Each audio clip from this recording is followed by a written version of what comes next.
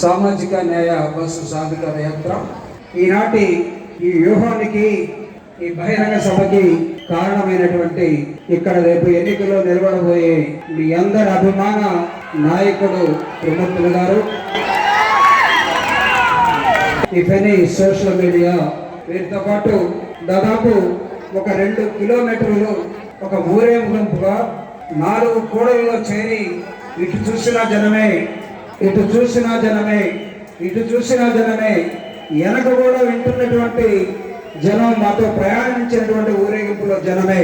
ఇంత జన సందోహానికి కారణమైనటువంటి ఈ మండపేట ప్రజలకి, నియోజకవర్గ ప్రజలకి నిజంగా ధన్యవాదాలు తెలియజేస్తూ, ఈ 24 పేజీల భౌతమ్యం ఏంటంటే దాదాపు 3 లక్షల కోట్ల రూపాయల్ని ఈ రాష్ట్రంలో ఒక్కసారి నన్ను నమ్మి ఓటేస్తే ఈ దేశంలో ఇప్పటి వరకు ఏ ప్రధాని కానీ, ఏ ముఖ్యమంత్రి కానీ ఇవ్వనటువంటి ప్రభుత్వ డబ్బుల్ని నా అక్క చెల్లెలకి బ్యాంకుల ద్వారా పంపించినటువంటి చరిత్ర నేను చూస్తూ ఉన్నాను. గతంలో చాలా మంది పరిపాలించి ఉండవచ్చు, గతంలో చాలా మంది 40 సంవత్సరాల ఇండస్ట్రీ అని చెప్పుకోవచ్చు, 14 సంవత్సరాల ముఖ్యమంత్రి అని చెప్పుకోవచ్చు, లేకపోతే 15 సంవత్సరాల నుంచి ముఖ్యమంత్రి కావాలనే ప్రయత్నం చేసి ఒక సినిమాల నుంచి వచ్చినటువంటి ఒక యాక్టర్ కావచ్చు.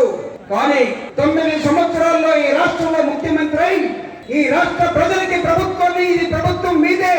ప్రభుత్వం అంటే పెట్టుబడిదారీ వర్గాలది కాదు, ప్రభుత్వం అంటే భూస్వాములది కాదు, ప్రభుత్వం అంటే ప్రజలదే. ఈ ప్రజలకి స్వేచ్ఛ ఉండాలి. డాక్టర్ బాబాసాహెబ్ అంబేద్కర్ చెప్పినట్టుగా స్వేచ్ఛ అనే దాన్ని ఇవ్వకుండా మీరు ఎన్ని జీవాలు తీసుకొచ్చినా మీరు అనుకున్నటువంటి సమాజాన్ని నిర్మించలేరు. అందుకే మీకు పొలిటికల్ గా స్వేచ్ఛ కావాలి. ఆ స్వేచ్ఛలో భాగమై రాజ్యంలో ఉన్నటువంటి అధికారులు, మీలో ఉన్నటువంటి మంత్రివర్గాన్ని కానీ, మీలో ఉన్నటువంటి వివిధ పదవులు కానీ పేదలకు పంచగలిగితే ఆ పేదలే తిరిగి మళ్ళా ప్రజల దగ్గరికి వెళ్తారు. ప్రజలకి చెప్పే విధానాన్ని ఆ ప్రజలు ఎంచుకుంటారని చెప్పి జగనన్న నమ్మడి. కాబట్టి ఈ రాష్ట్రంలో దాదాపు 72% బీసీలకి పదవులు ఇవ్వటం, 52% మహిళలకి పదవులు ఇవ్వటం.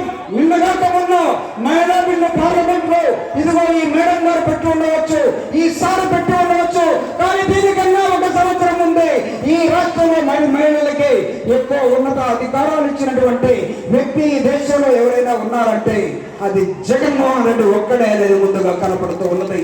వీటన్నిటి నుంచి 4 సంవత్సరాల్లో నేర్చుకున్నటువంటి ఒక నవ యువకుడు 38 సంవత్సరాల మీ జగన్మోహన్ రెడ్డి ఈ రాష్ట్రంలో పరిపాలించే తీరును చూశారా? 33 ఎకరాల భూమిని 3 కలిపి పంచుకోవడం కోసం, రకరకాల బిజినెస్ చేయడం కోసం, ఒకడు ఇల్లు రోడ్డు అంట, ఒకడు కేబుల్ ఆపరేషన్ అంట, ఇంకొకడేమో పేదలకు అక్కడ ఇళ్ల స్థలాలు ఇవ్వకుండా వీళ్ళకి మాత్రమే ఉండాలట.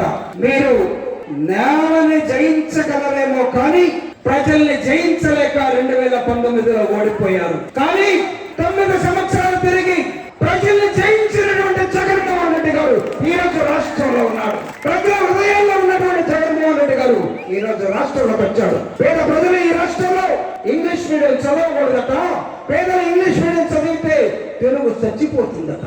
కాబట్టి పేదవాడికి ఇంగ్లీష్ మీడియం ఉండటానికి వీల్లేదని సుప్రీంకోర్టు దాకా వెళ్ళారు. కానీ జగన్మోహన్ రెడ్డి నా పిల్లలు ఇంగ్లీష్ లో చదువుతా ఉన్నారు, నా పిల్లలు లండన్లో ఉన్నారు, అమెరికాలో ఉన్నారు, నేను పరిపాలిస్తున్న నా రాష్ట్రంలో అట్టడుగు వర్గాలు కూడా ఇంగ్లీష్ లో చదువుకొని పేదింటి పిల్లల వాళ్ళు ప్రపంచాన్ని ఏలాలి అని ఇంగ్లీష్ మీడియం ప్రభుత్వ పాఠశాలలో తీసుకొస్తే రామోజీరావు ఏమన్నాడు తెలుసా? లేకపోతే చంద్రబాబు నాయుడు ఏమన్నాడు తెలుసా? వెంకయ్య నాయుడు ఏమన్నాడు తెలుసా? పేదవాడు ఇంగ్లీష్ నేర్చుకుంటే తెలుగు చచ్చిపోతుందట. తెలుగు అంటే చచ్చిపోయిందా? తెలుగు భాష ఎప్పుడు చచ్చిపోదు.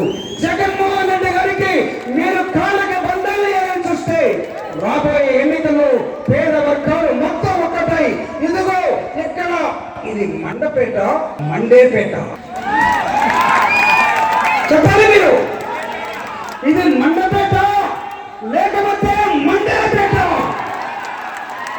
రగిలించండి, మంటని రగిలించండి. కుహార నాయకులు కాదు, 1, 2, 3, 4 కలిసి వస్తే మీరు ఏం చేయగలుగుతారు? జగన్మోహన్ రెడ్డి గారు ఆయన సాహసం ఉందో, ఆయన మీకు తెలియదా? రాజశేఖర రెడ్డి గారు మరణించిన తర్వాత హిమాలయాలంతా కాంగ్రెస్ పార్టీ గజగజగా వణికి సోనియా గాంధీ సైతం కాంగ్రెస్ మూసేసుకొని పోయిన చరిత్ర మీకు కనపడటం లేదా? లోకేష్ వస్తే, పవన్ కళ్యాణ్ వస్తే, చంద్రబాబు నాయుడు మళ్ళా 75 సంవత్సరాల్లో వస్తే 76 సంవత్సరాల ముసలిదైపోయినటువంటి ప్రజా స్వతంత్రం చంద్రబాబు నాయుడు అంత వయసు ఉంది. 45 సంవత్సరాల రాజకీయ అనుభవంలో నువ్వు పేదరికాన్ని ఎంత మార్చావు? నీ వర్గాన్ని, నీ కులాన్ని, నీ మనుషుల్ని తప్ప పేదల గురించి ఏ రోజైనా ఆలోచించావా నేను అడుగుతా ఉన్నాను. ఈరోజు ఈనాడు పేపర్ అడుగుతూ ఉన్నా. ఈనాడు పేపర్ అంటే ఎన్టీఆర్ ని ఎత్తి, ఈనాడు పేపర్ అంటే ఎన్టీఆర్ ని కుదేసి లక్ష చంద్రబాబు నాయుడికి అవకాశం కలిగించిన పత్రికని చదువుతాం. నేను అడుగుతూ ఉన్నా, దాదాపు మీరు కూడా పత్రిక రంగంలో సీనియర్ కదా. ఈ రాష్ట్రంలో పేదలు, దళితులు, బడుగు వర్గాలు జగన్ చెప్పినట్టుగా నా ఎస్సీలు, నా బీసీలు, నా ఎస్టీలు, నా మైనారిటీలు ఇంకా వెనకబడి ఉండటానికి కారణాలు ఎప్పుడైనా మీ పత్రికలో ఒక్కసారి చదవండి చూయించారో నేను అడుగుతూ ఉన్నా. ఎందుకున్నది ఈ దేశంలో 76 సంవత్సరాల తర్వాత పేదరికం? మీ పరిపాలన సరిగా లేక కదా. పరిపాలించే పాలికలు ఈ రాష్ట్రాన్ని, దేశాన్ని అర్థం చేసుకోలేదు కదా. చాలా మంది అడుగుతూ ఉన్నారు, ఈ రాష్ట్రం అప్పుల్లో ఉండట. ఒరే బడుగుతాయిలారా, రాష్ట్రాలు అప్పుల్లోనే ఉంటాయి. పేదవాడికి అన్నం పెట్టినంత కాదు, పేదవాడికి యూనిఫామ్ ఇచ్చినంత కాదు, పేదవాడికి నాడు నడిచినంత కాదు. నార్మల్ గానే ప్రభుత్వాలు అప్పుల్లో ఉంటాయి. అందుకే డాక్టర్ బాబాసాహెబ్ అంబేద్కర్ మనకి రిజర్వ్ బ్యాంక్ ని ప్రతిపాదించారు. ప్రపంచం అప్పుల్లోనే ఉంటుంది, అందుకే ప్రపంచ బ్యాంక్ మనకి ఇచ్చాడు. ఈ రోజు మీకు తెలుసా, 142 కోట్ల జనాభా ఉన్నటువంటి భారతదేశానికి అప్పు ఎంతో తెలుసా? 176 లక్షల కోట్ల అప్పు ఉన్నది. ఇది జగన్మోహన్ రెడ్డి గారు చేశారా?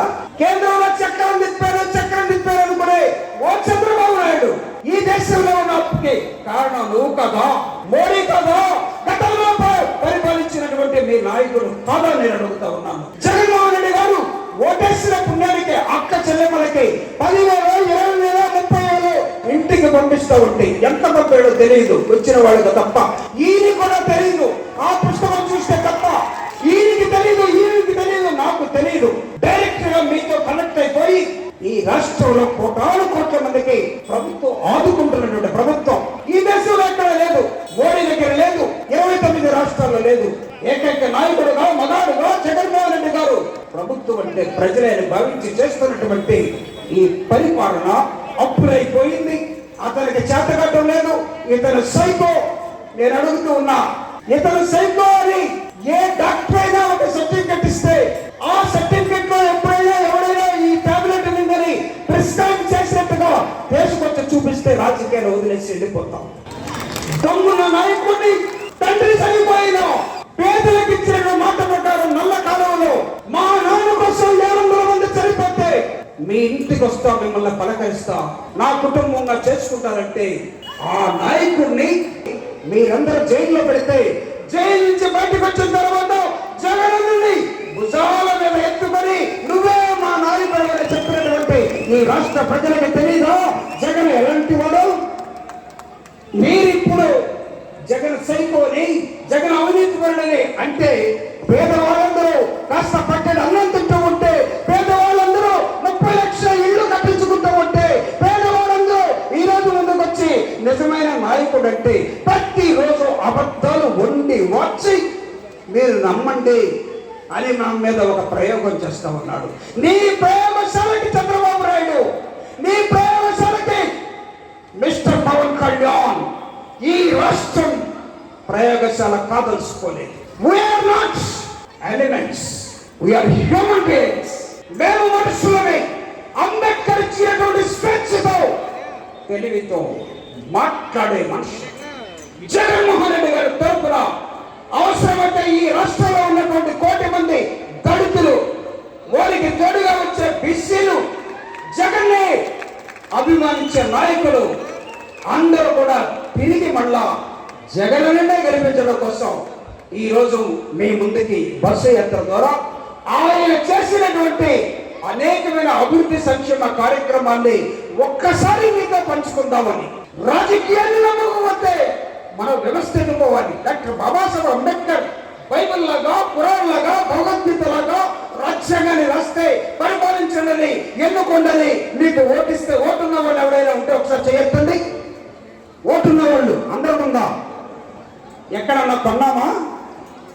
దానికి ఎవరైనా మనకి ఇదిగో బాబాయ్ మటన్ ఖరీదు 500 రూపాయల కేజీ లాగా మీ ఓటు ఎవరైనా ఇచ్చారా మీకు? లేదు. అంబేద్కర్ గారు మీ నాయకుడిని మీరే ఎన్నుకోండి అని చెప్పాడు. మంచి నాయకులు మేము ఎన్నుకుంటా ఉంటే, మంచి ప్రభుత్వం మాకు కావాలంటే మీరెవరు మాకు అడ్డం పట్టడానికి? మా ఓటుని దొంగిలించడం కోసం వస్తున్నారట ఎన్ఆర్ఐలు, వస్తున్నారట చంద్రబాబు నాయుడు మనుషులంతా ఏకమై మీ ఊరికి వస్తారట. మీ ఊళ్ళో 2 నెలలు ఉంటాడట. అక్కడున్న మానపల్లి, మాదిగపల్లి పేద వర్గాలు అందరూ ఇళ్ళకెళ్ళి ఓటుకి 2000 ఇచ్చి మిమ్మల్ని అందరూ కొని జగన్కి వ్యతిరేకంగా వాళ్ళకి ఓటేయించుకొని పోతారట.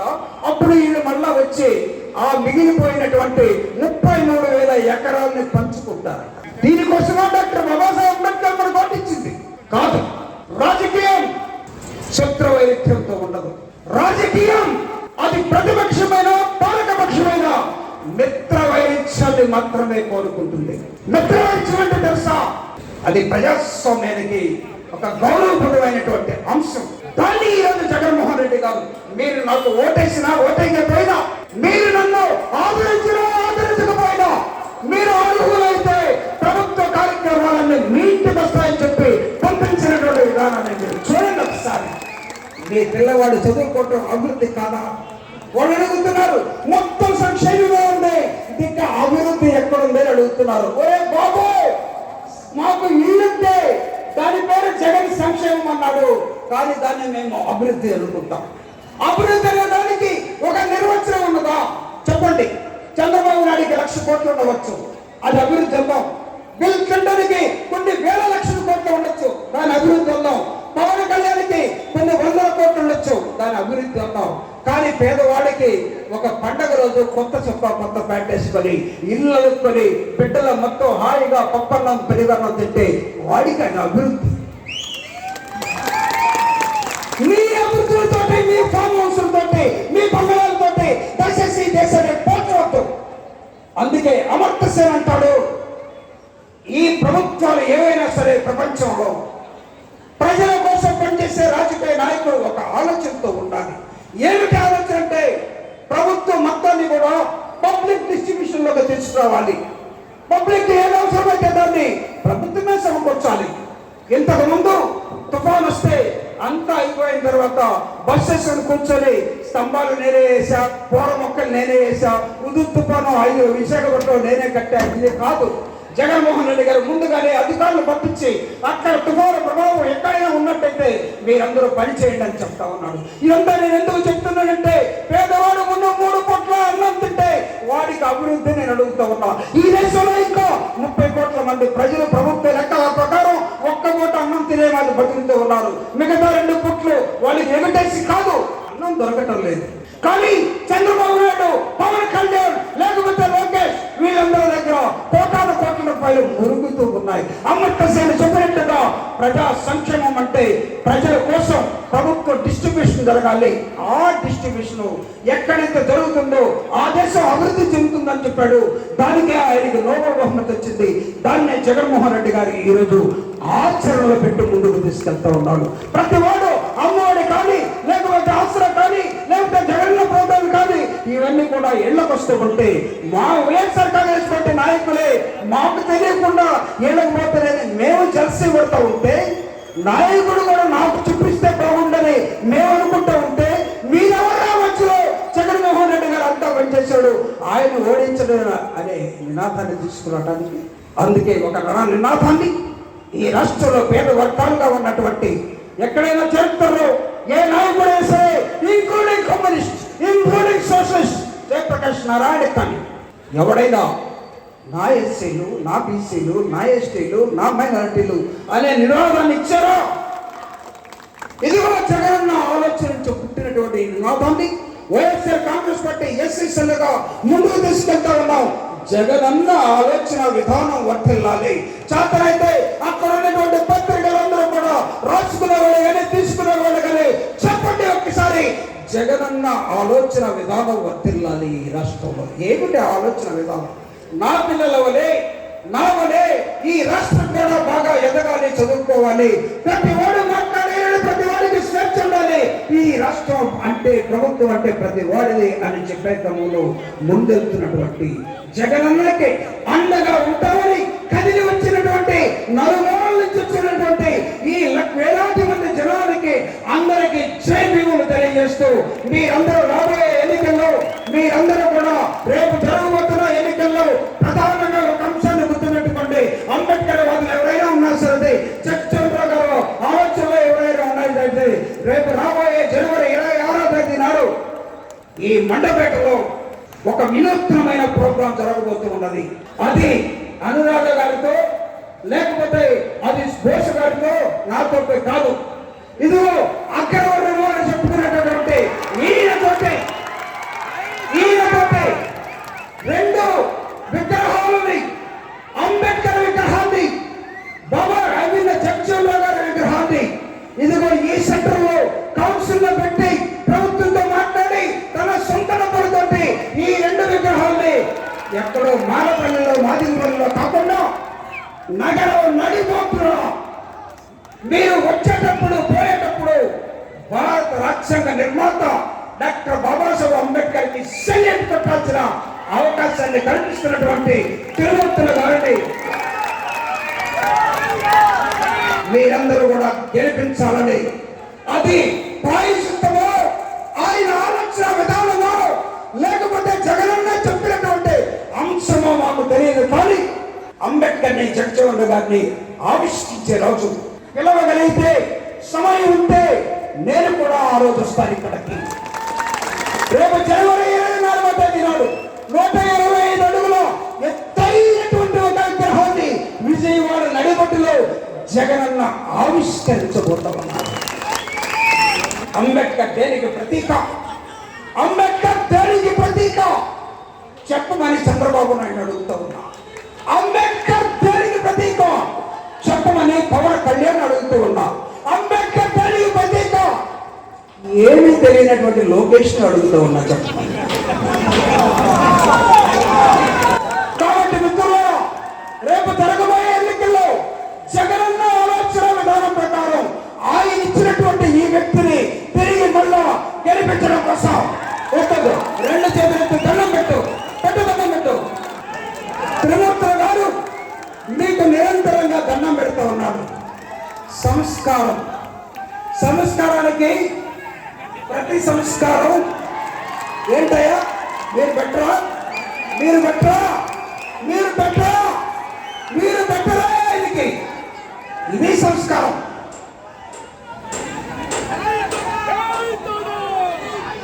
జగనన్న ఆలోచన విధానంలో పనిచేస్తున్నటువంటి వైఎస్ఆర్ కాంగ్రెస్ పార్టీని తిరిగి గెలిపించాలని కోరుకుంటూ ఇచ్చినటువంటి అవకాశానికి జై భీములు తెలియజేస్తూ ముగిస్తూ ఉన్నాను. Thank you very much.